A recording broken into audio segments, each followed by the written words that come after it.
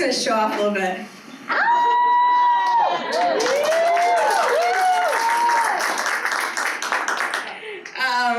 It's so great to be pregnant. Those of you who've done it, I understand you in a completely different way. Imagine sitting in a dark car, your lips slightly parted, another's lips upon yours, breathing heavily. That feeling of the first kiss, can you feel it? Close your eyes and feel it. You feel it? So that's what happened to me a few weeks ago. I'm in the car, it's a first kiss. I open my eyes, he's so freaking handsome. Movie star good looking. And I hadn't remembered that because I met him at Tender Greens a few weeks before. By the way, this is just a few weeks ago. Yeah, I'm single and pregnant. So unusual, right? Not many people are. But I mean, there's actually quite a few people who are, but not people I know really. So I'm at Tender Greens and he approaches me, he says, "When are you expecting?" I told him. And he says, I'm fueling up, for the gym. I said, "Oh, do you go to the gym and flex your muscles subtly, hoping people will notice?" Because I thought that was clever. And he said, "I'm doing it right now." I thought that was pretty funny. So he asked me out for dinner right then and there, but I was with friends, so he asked my number, and he texted me later that day. Now, let me just say, I was a little bit surprised because I'm so big in front, but not really because I've been dating all the way through this pregnancy. It's been very strange. I didn't expect that. That doesn't take a year and a half off of men, and it just hasn't happened that way. It's like there's something that happens to certain men when they see a pregnant body. My brother said it's just erotic. And he's like the normalest person I know. So I don't know. I mean, you guys who are heterosexual, maybe you get it. I don't really get it, but I'm open to it. And I figure, if God sends me the future father of this little boy, I'm not gonna say no. So he texts me later that same day that we meet. And it's kind of like, I can't quite figure it out. I think he wants a booty call. Or at least to see me for dinner that night. But I set limits, because I'm a strong woman. And my mom said, you gotta set limits because men are not gonna know what your limits are unless you verbalize it. So I texted him back and said, "I can't see you tonight, I'm too genteel of a lady for that." I thought that was really clever too. And so he said funny things, I said funny things. He called me a couple days later, we had this great conversation on the phone, laughing. He's super charming, super, super funny. And I, again, remember my mother's words, set limits. So I said to him, "Listen, I have been dating. As you noticed, I'm pregnant. And I don't want Zika or any other STDs because that puts my kid at risk.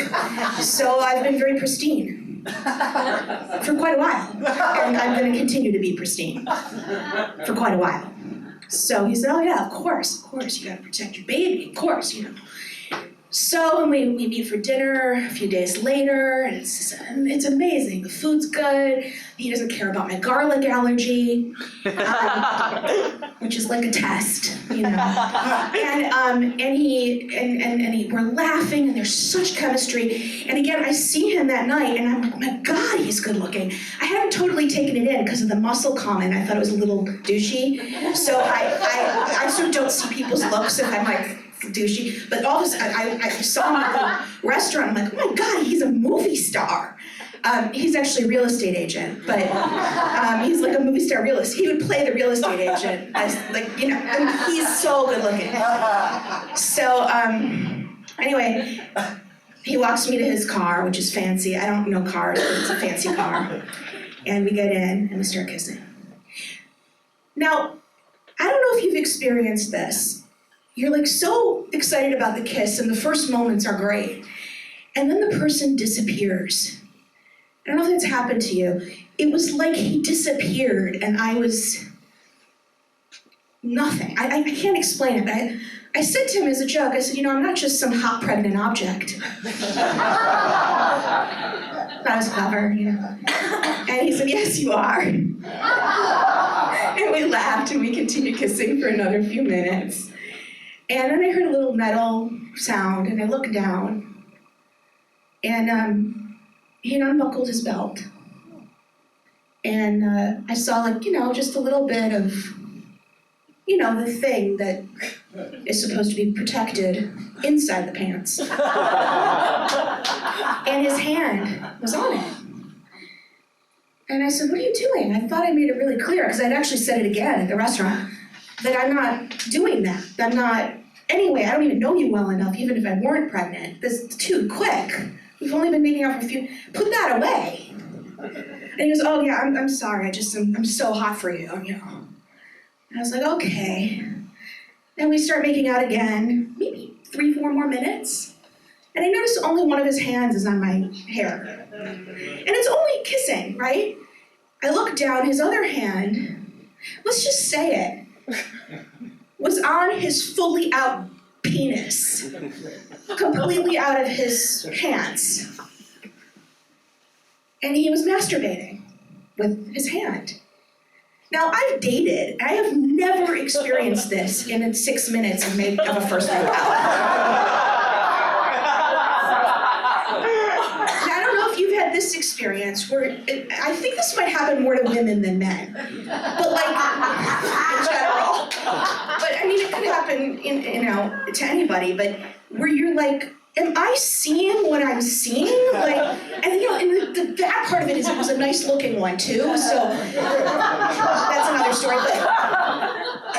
But is this actually happening? Because you're in that, right? Your consciousness is not in a normal place, right?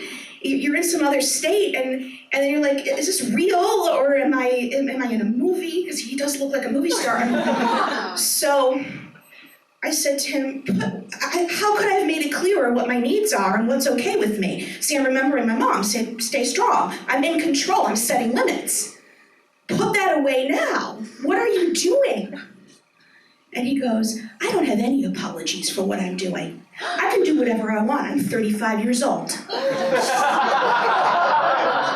I have not made this up. This happened. And I saw red, and I said, take me to my car now. And then I just kept repeating out loud in a very soft voice, this is so disappointing. This just is shitty. This is so disappointing. Because it had been such a good date. And he was so charming until he took his penis out twice. Okay, the weirdest part of, I don't know if it's the weirdest part, one of the weird parts, was then he drops me at my car and he leans over and said, I had a great time, and kissed me on the lips. And then he waited for me to get into the car to make sure I was safe and drive off. I go home that night, I'm livid. I'm like, I'm sure this has happened to a bunch of people. When you feel violated, I couldn't sleep. I was like shivering in bed. My friends were all asleep by now. I didn't want to also bother them with this late at night. And no one answers their phones anyway. So so I got a couple hours of sleep. When I woke up, I was in a depression, a dark depression about the world. I'm bringing my son into a world with these like pervs around. How am I going to make sure he doesn't become one, right? I call my friends, everybody reality checks with me, tells me it's completely abnormal. I'm like, okay, that's what I thought. I call my guy friends, have you ever done this? No. Tell everyone at work. Everyone agrees it's fucked. And while I'm doing all of this, he calls me twice and texts me. I even call my mom. Now here's interesting, my mom, that's why this music was actually apropos. My mom says, you know what I think? I think he's a porn addict. My mother's never seen porn in her life, but she watches Law and Order SVU. She knows about that. And I thought, she's probably right. And then I think, God, if I had let him come to he wanted to come to my apartment, if I might have been date rape. I mean, this was like, you could feel it. There was something wrong there, right? At the very least, intimacy issues, and at the most, a rapist.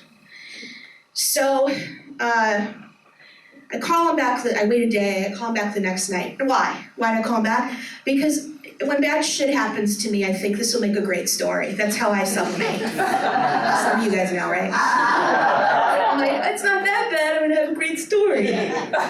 So I'm like, I gotta know the ending, right? He's gonna apologize, whatever, I don't know. So I call him and he's like, hey, what's up? I'm like, I'm returning your call. He goes, yeah, you wanna go out tonight for dinner? I said, no, that's how it's Saturday. He said, it's good Saturday for you. I'm like, no, I don't wanna ever go out to dinner with you again. He's like, but we had such a great time, you're amazing. I said, hey, the reason we're not gonna go out again is because I can't bear to look at your face. You traumatized me because you took your penis out twice when I asked you not to, and then told me in an entitled way that you could do whatever you wanted because you were 35, which is ludicrous. 36, no, I didn't say anyway, so he's like, oh man, but we had such a good time and I do care about your needs, and he tries to get me to see him that night because if you just see me for 10 minutes, I'll make everything okay. What was he gonna do? I still wonder. But I didn't care enough about the story that I wanted to actually see him. So I handle it really well with aplomb. I'm strong, I'm cool, I don't get angry. I explain to him that he needs therapy, that he has intimacy issues, that the only way I'll ever take a call from him again is if he cops to what he did and apologizes, which I said, by the way, I get that you haven't done that. And I get off the phone with him and I am so proud of myself. I'm like, yeah, I'm my mother's daughter and I can't even tell this story now because it would be bragging and you can't brag on stage because it's boring and annoying. Okay, well, I don't have a story, but I'm so cool. I'm a strong woman. I call my friends. I'm at work again, I tell everybody what happened. Everyone's like, you're cool, you're strong, you're a woman, you're gonna raise a great boy. And I even feel compassion for the guy. I'm like, God, that guy is so fucked up. I start getting these calls in the afternoon from a number I don't know. And I finally connect with the person. He goes, hey, I'm Mike. I'm like, Mike who? And he says, I'm calling on behalf of, let's call him Kevin. I'm calling on behalf of Kevin about the incident with the car that happened Tuesday night. I'm like, is this dude Kevin gonna say that I damaged his car? Like in retribution? This is what's going, and I'm like, what are you talking about? Who are you? I was like, is this Kevin? He says, no, I'm a defense lawyer. And I used to be a prosecutor. And I'm calling, I meant to say the incident that happened in the car. And Kevin wants to know your version of events. And I said, my version? There's only one version, it's what happened. I said it to him 3 times last night. And he goes, well, I am advising you to stop trying to contact him. And now, I lose my cool. I'm like, I'm not trying to contact him. I don't want him to ever look at me again. I couldn't even speak. I'm like, is this a joke? Are you a friend? Is this a prank? What's going on? What the fuck is going on? And he says, well, we just want to know what you're gonna do. And I'm so not litigious that it didn't even occur to me that I had maybe a case of some kind. Like, it didn't even, but then I was, oh, they want to know if I'm gonna go to the police or have a civil case, and they're offering me money. This is money.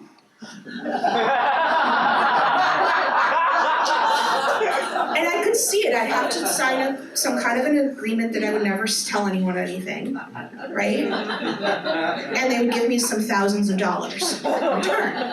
Then I realized if he has a lawyer, and this is true, I wasn't sure actually still of this, then he's probably done this before and paid people off. At the very least, he'll do it again. But I don't really have a case. I'd already looked it up, actually. And what does he have? Indecent exposure has to be in public, and we were in private, and I'd already kissed him. So there was no case there. So, and to take his money would make me want to throw up. And I've done enough nausea in my life in the first trimester. So I said to him, I'm not litigious, I'm not gonna do anything, I'm not gonna put anything on his Yelp review, because he's, right, I could destroy his career actually with something like that. I was like, I just want him to go to therapy, just get him into therapy. And he says, well, I'm his lawyer, not his friend. I was like, I don't care, he's gonna rape somebody, this guy is a sociopath, you know how good looking and charming he is. He goes, actually, I've never met him. So the whole thing was weird. He gets off the phone with me, he says, I said, in any way, I'm pregnant. I actually did that. I was in the car at Whole Foods at the parking lot, and I went like this. And he said, yeah, I know. Good luck to you and your son. How do you know it's a boy? I read all the texts, he says, between the two of you, which made me realize that was the worry, because I had said I'm a genteel lady, I'd already set limits, I'm articulate, I knew exactly what had happened, I would be a good witness, right? And I'm like, should I do the money? Should I do it? No, it's too, I don't want any interaction with him ever again. So we say goodbye, I look him up. He is a defense lawyer for sex crimes, this guy. That is his specialty, and DUIs. So, and at the end I'm like freaking out, I call my friends, I'm freaking out. And my friend, another Mike, my best friend Mike says, well, at least you got a story now, Deana. And I thought, you know what, I do, because here's the thing, no matter how strong a woman you are and how much you set limits and fend off inappropriate advances, you still have to do all of those things.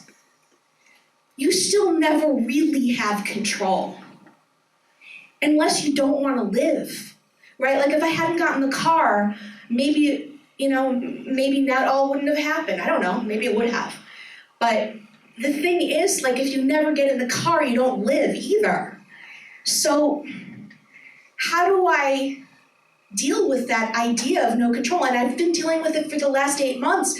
The body's out of control. I'm farting and hiccuping and it's changing, and I'm gonna have somebody in my life who has different needs and wants than me, and I'm gonna have no control. And how am I gonna figure out how to raise a boy who is not a charming, sociopathic, rapey man? And I don't know the answer. I'm gonna try to find it though. You're welcome to give me some advice afterwards. Anyway, thank you.